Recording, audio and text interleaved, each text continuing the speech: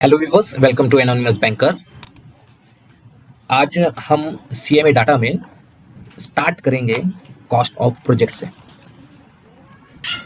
Cost of project को brief किया जाए तो कॉस्ट ऑफ प्रोजेक्ट ये एक्चुअली एक प्रोजेक्शंस होते हैं जो बोरोवर बैंकर को सबमिट करता है या कोई इन्वेस्टर को सबमिट करता है, जिसमें वो प्रोजेक्ट करता है में लैंड का रिक्वायरमेंट क्या रहेगा, मेरे बिल्डिंग का रिक्वायरमेंट क्या रहेगा, मेरे प्लांट एंड मशीनरी का रिक्वायरमेंट क्या रहेगा, मेरे इलेक्ट्रिकल इंस्टॉलेशन का रिक्वायरमेंट क्या रहेगा।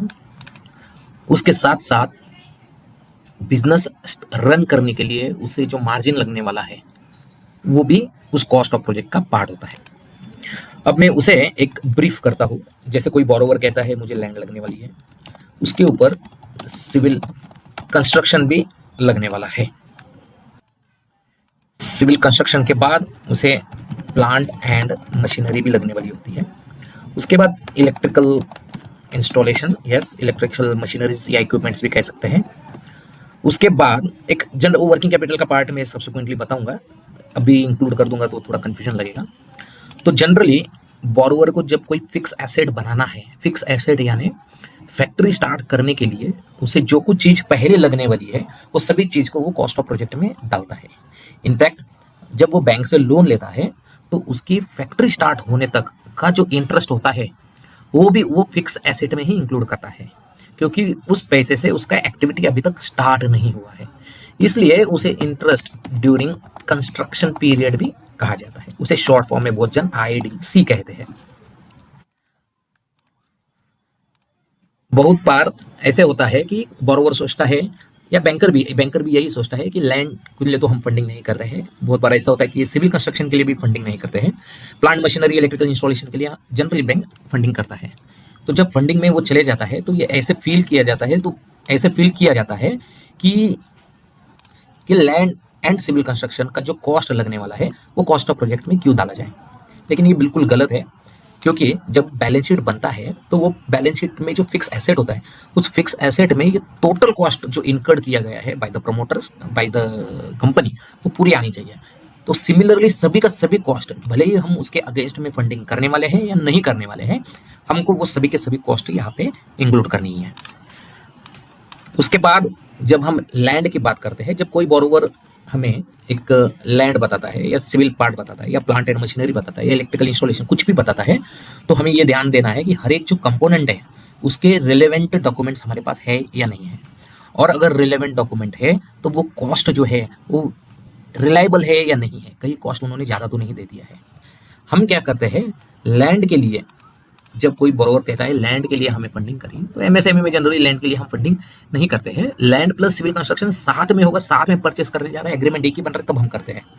तो लैंड के केस में हम सिर्फ उनका जो एग्रीमेंट होता है, एग्रीमेंट टू सेल होता है या जो कुछ होता है, वो कॉस्ट ले लेते हैं और उस कॉस्ट में, उस लैंड में, उस एग्रीमेंट में जो कॉस्ट लिखी हुई रहती है उसी कॉस्ट को हम लैंड के सामने ले लेते हैं। सिविल कंस्ट्रक्शन जब वो कहता है कि मैं कंस्ट्रक्शन करने वाला हूँ तो हम उससे एक आर्किटेक्ट से सिविल एस्टिमेट लेते हैं, जिसमें उसकी रिक्वायरमेंट क्या है उस पर उसमें जज किया होता है। जैसे अगर कोई बोरोवर कहता है कि मैं ऑटोमोबाइल इंडस्ट्री की डालने वाला हूँ, या कोई बोलता है मैं पोल्ट्री फार्म के लिए डालने वाला हूँ, कोई कहता है मैं सोयाबीन का सॉल्वेंट एक्सट्रैक्शन प्लांट डालने वाला हूँ, या कोई कहता है मैं शुगर प्लांट डालने वाला हूँ, तो हर एक का सिविल कंस्ट्रक्शन अलग अलग होता है, हर एक का सिविल कंस्ट्रक्शन का भी पर्पस अलग अलग होता है। तो उसके अकॉर्डिंगली ये सिविल एस्टिमेट में जो उसने बिल्डअप एरिया जो दिया होता है कि इतना इतना एरिया का मैं कंस्ट्रक्शन करने वाला हूँ, तो हमें ये जज करना है कि ये जो बिल्डअप एरिया है क्या ये सफिशिएंट है जो प्रपोज्ड एक्टिविटी के लिए ये बता रहा है। बहुत बार ऐसा होता है कि बोरोवर ये सोचता है कि आज मेरे को कल जाके 2-3, जैसे मिल्क यूनिट पकड़ लीजिए, मिल्क वाले यूनिट क्या सोचता है कि आज मैं सिर्फ पेस्चराइजेशन करूंगा, कल जाके पनीर बनाऊंगा, फिर पनीर के बाद दही बनाऊंगा, ये बनाऊंगा, और बहुत सारे अदर डेयरी प्रोडक्ट्स होते हैं वो सब बनाऊंगा। तो वो क्या करता है, बैंक को एट टाइम बहुत सारे बिल्डअप एरिया बता देता है। वो सोचता है कि नेक्स्ट ईयर में जाके कहा कंस्ट्रक्शन के लिए फिर से फंडिंग लूंगा, लेकिन इसी समय वो मांग लेता है और कंस्ट्रक्शन कॉस्ट इस वजह से इतनी ज़्यादा हो जाती है कि पेस्चराइजेशन यूनिट पे वो वाइबल नहीं हो पाता है। इसलिए हमें बहुत इंश्योर करना है कि ये जो सिविल एस्टिमेट जो दिया जाता है इसमें जो बिल्डअप एरिया दिया जाता है वो बहुत ही रेलेवेंट है उस प्रपोज्ड एक्टिविटी के लिए, ना ही ये कम भी होना चाहिए ना ही ये ज़्यादा भी नहीं होना चाहिए। उसके बाद आ जाता है plant and machinery. Plant and machinery एक ऐसा कंपोनेंट होता है जहाँ पे आपको उसके रिलेवेंट कोटेशंस लेने होते हैं। कोटेशंस लेने से पर्पस सॉल्व नहीं होता है, कोटेशन लेने के बाद बैंकर हमें उसे एक बार चेक करना होता है। एक बार कॉल कर लीजिए, कॉल पॉसिबल नहीं होता है तो एटलीस्ट इंडिया मार्ट पे एक रेट देख लीजिए। जब आप रेट देख लेते हो तो आप एक श्योर हो जाते हो कि ये जो रेट दिया हुआ है वो उस लाइन में है। हो सकता है कभी ज़्यादा हो, थोड़ा बहुत कम हो, +5% इधर उधर चलता है, तो वो कोटेशंस ले सकते हैं। इस कोटेशंस में क्या देखना होता है क्या नहीं देखना होता है, वो इम्प्लीमेंटेशन शेड्यूल और टर्म लोन डिसबर्समेंट के समय उसका पर्पस कैसे सॉल्व होता है, और date of commencement of commercial operation, जैसे मैंने कहा था पहले वीडियो में, वैसे इस कोटेशन का हेल्प लेके हम देख सकते हैं कि क्या इन्होंने जो मोरेटोरियम मांगा है क्या वो जस्टिफाइड है या नहीं है। फिर हम ये भी देखते हैं कि प्लांट एंड मशीनरी अगर सिस्टर कंसर्न से ही लेके दिया हुआ है तो भी हमें ये इंश्योर करना है कि उसका जो कॉस्ट है वो बराबर है या नहीं है। इलेक्ट्रिकल इंस्टॉलेशन की जब बात करते हैं तो हमें यह देखना होता है कि एमएसएबी का अप्रूवल आया है क्या, और अगर आया हुआ है तो ये कितना दूर है, क्योंकि जितने उसके पोल्स लगेंगे, इलेक्ट्रिकल पोल्स लगेंगे, उतना ही उसकी कॉस्टिंग ज़्यादा बढ़ती होती है। एमआईडीसी में अगर रहता है तो बाय डिफ़ॉल्ट ये बहुत ही छोटे से अमाउंट में हो जाता है, लेकिन अगर समझिए ये खुद का कोई इंडस्ट्रियल एरिया नहीं है, इन्होंने नॉन एग्रीकल्चर करके रखा हुआ है, तो वहाँ से सब स्टेशन से यहाँ पे लाने के लिए बहुत ज़्यादा कॉस्ट लग जाती है। तो कभी कभी ये जो कॉस्ट है इलेक्ट्रिकल इंस्टॉलेशन का लाने के लिए, ये भी यूनिट का फेलियर एक बार बन जाता है, तो उसको भी बहुत ध्यान में रखना चाहिए। फिर आता है इंटरेस्ट ड्यूरिंग कंस्ट्रक्शन। जैसे मैंने कहा अगर कोई 12 महीने का मोरेटोरियम मांग रहा है तो उसमें 2 पार्ट होते हैं। एक पार्ट ऐसा होता है कि फैक्ट्री स्टार्ट, इंस्टॉलेशन स्टार्ट होने से लेके फैक्ट्री का इंस्टॉलेशन खत्म होने तक, समझो वो 9 मंथ का है। उसके बाद 9 मंथ के बाद तो इमीडिएटली उसका कैश अक्रूवल स्टार्ट नहीं होने वाला है, क्योंकि बिजनेस साइकिल है, वो सेल करेगा, उसके बाद डेटर से बनेंगे, डेटर पैसे देंगे, तब तक 3-4 महीने निकल सकते हैं। तो वो कह सकता है अपने साइकिल के बेसिस पे कि सर मेरे को और 3 महीने लग सकते हैं, तो पहले के 9 महीने बाद में के 3 महीने, ऐसा 12 महीने का हम मोरेटोरियम पीरियड पकड़ सकते हैं। लेकिन ये जो पहले वाला जो 9 महीने है उसको हम इंटरेस्ट ड्यूरिंग कंस्ट्रक्शन बोलते हैं, और अगर हम ये 12 महीने पकड़े तो उसे इंटरेस्ट ड्यूरिंग मोरेटोरियम पीरियड बोला जाता है। जब इसकी टोटल कॉस्ट आ जाती है, सपोज इन्होंने लैंड के लिए कहा है 50 लाख लगेगा, सिविल कंस्ट्रक्शन के लिए कहा है कि करीबन 1 करोड़ लगेगा, प्लांट मशीनरी के लिए उन्होंने बोला 2.5 करोड़ लगेगा, इलेक्ट्रिकल इंस्टॉलेशन के लिए करीबन 7 लाख लगेगा, इंटरेस्ट ड्यूरिंग मोरेटोरियम करीबन 6 लगेगा।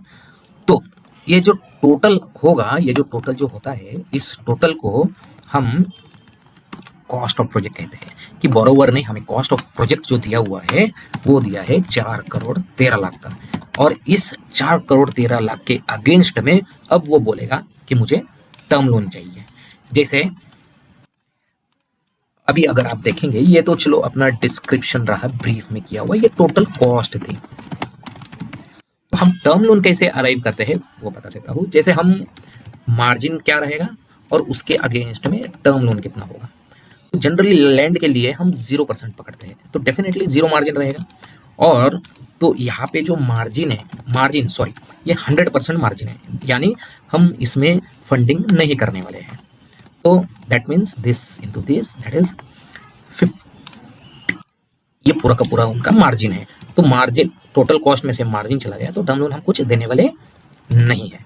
वैसे ही सिविल कंस्ट्रक्शन में जनरली हम 25% मार्जिन लेते हैं, 35% लेते हैं सिविल कंस्ट्रक्शन में, तो उसके अकॉर्डिंगली मार्जिन जो है वो हो जाएगा, मार्जिन 35 होता है, यानी अगर ये मार्जिन निकाल दे तो टर्म लोन हमारा 65 होता है। प्लांट मशीनरी में जनरली हम 25% मार्जिन लेते हैं, तो अगर 25% मार्जिन ले लेंगे तो बचा हुआ जो है हम उसे टर्म लोन देंगे, 187.50 टर्म लोन रहेगा against plant and machinery. Electrical installation भी हम 25 पकड़ते हैं, तो 7 इंटू 25% तो 1.75, तो 7 में से 1.75 गया तो 5.25। इंटर ड्यूरिंग कंस्ट्रक्शन में जनरली एमएसएमई यूनिट्स में हम आईडीसी जो है वो बोरोवर को कहते हैं, आप ही भरना होगा। बड़े यूनिट्स होते हैं तो यहाँ पे फंडिंग भी हो जाती है, आईडीसी में भी, उसमें भी कुछ इशू नहीं है। तो आप अगर देखेंगे तो 413 का टोटल कॉस्ट ऑफ प्रोजेक्ट है, उसमें से इनका जो मार्जिन है वो 155.25 है, यानी मैक्सिमम टर्म लोन जो हम दे सकते हैं वो है 257.75। तो ये जो पार्ट है, ये आपका पार्ट जो बन जाता है, इसे कहते हैं हम कॉस्ट ऑफ प्रोजेक्ट, यानी बोरोवर प्रोजेक्ट कर रहा है 4 crore 13 lakh cost of project, उसमें से वो उसको मिनिमम 155.25 लाना होगा, और बैंक जो है वो 257.75 term loan, maximum term loan इतना दे सकता है। वैसे तो ये मैंने जस्ट एक एग्जांपल के लिए लिया था, बताने के लिए कि लैंड इतना है, सिविल इतना है, प्लांट मशीनरी इतना है, इलेक्ट्रिकल इंस्टॉलेशन, ये सब पार्ट का कॉस्ट ऑफ प्रोजेक्ट का। इसमें डेफिनेटली मैंने वर्किंग कैपिटल का जो मार्जिन होता है वो इंक्लूड नहीं किया, क्योंकि फिर वो कंफ्यूजन हो जाएगा, वो हम सब्सिक्वेंटली देखेंगे। लेकिन नेक्स्ट जो वीडियो रहेगा ये, उसमें मैं एक्चुअल एक इलस्ट्रेशन ले लूँगा, एक एग्जाम्पल के साथ लूँगा। ये उसमें मैं एक्चुअल में जो कोटेशंस है और एक्चुअल में जो सिविल कंस्ट्रक्शन है और जो लैंड का कॉस्ट, इलेक्ट्रिकल का इंस्टॉलेशन है, वो सब इंक्लूड करूंगा।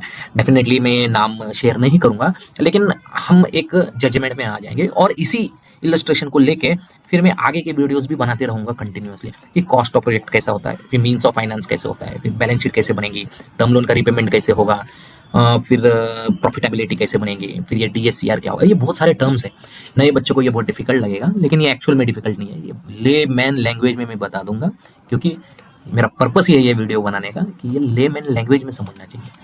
हमारे जो आज की जो कलीग्स हैं वो बहुत बड़ा रिस्क लेते हैं, रिकमेंडेशन हायर अथॉरिटीज़ को बिना देखे कर देते हैं, और वो जस्ट 3-4 साल के बाद मैंने देखा है कि बहुत सारे सस्पेंशन, टर्मिनेशन इसमें आ जाते हैं। तो इसलिए मैंने यही सोच के ही ये एनोनिमस बैंकर का वीडियो चैनल स्टार्ट किया है, ताकि मेरे जैसे जो चीज़ मैंने सफ़र की हुई थी, जो मेरे कलीग्स को मैंने देखा है सफ़र करते हुए, वो आप लोग ना सफ़र करें।